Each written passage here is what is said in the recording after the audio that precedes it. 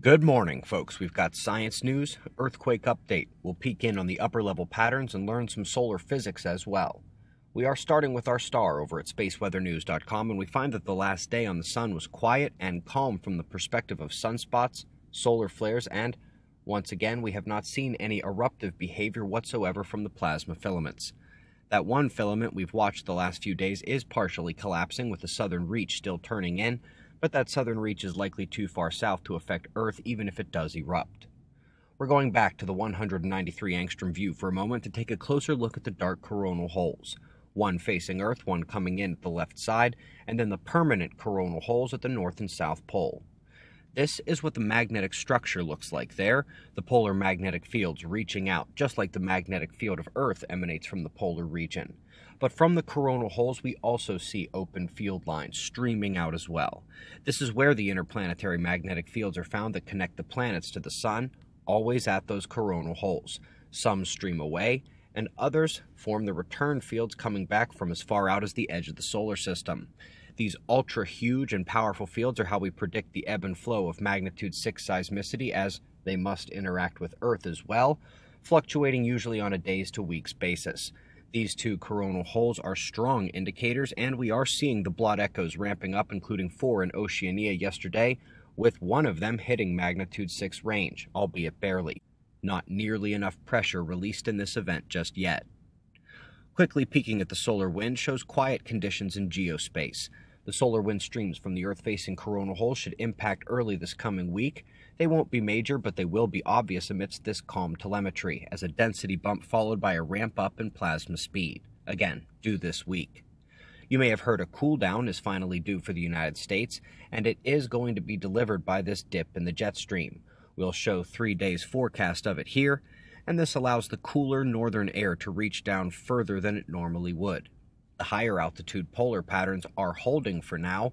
No vortex formation yet in the north, probably about a month away, while the south is still very strong, but is now joined by a companion cell of rotation below the big one there, which will trigger its seasonal wind down soon. Let's go to asteroids. Ryugu and the Hayabusa 2 lander from Japan. Their findings indicate that it is a leftover from the youthful solar system and is the result of a cataclysmic disaster amidst the early planets, forming from their debris. Up next, we're talking multiple space weather impacts and a confirmation of the non-linearity of their combined effects. What does that mean? Basically, it's like mixing medication. The effects are not additive, but multiplicative, if not exponentially scaling when you have multiple events. One of those types of events is the solar flare, radio burst, and coronal mass ejection, and the flare itself may be able to be much better predicted than scientists had ever imagined. They are working on a 20-hour lead time for major solar flares, which, in the world of severe space weather, feels like forever. We've got the 4th confirmation out of China that tree rings follow the solar cycle.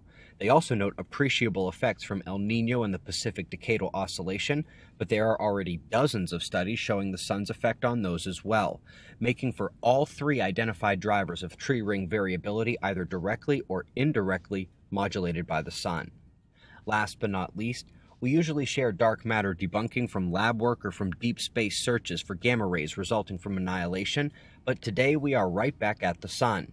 The Axion proponents believed they'd catch the sun releasing them, but the most sensitive experiment ever has found absolutely nothing, and I'm absolutely not shocked. Website members, it was a very short podcast yesterday, but I hope to make it up to you with a double deeper look release. It is fairly critical we look at 2 articles from the August 22nd morning show to see how they intertwine in the arena of the great cosmic disaster. We greatly appreciate your support. We've got wind map forecasts and shots of our star to close, and we'll do this all again tomorrow, right here, but right now it's 4:45 a.m. in the new Valley of the Sun. Eyes open, no fear. Be safe, everyone.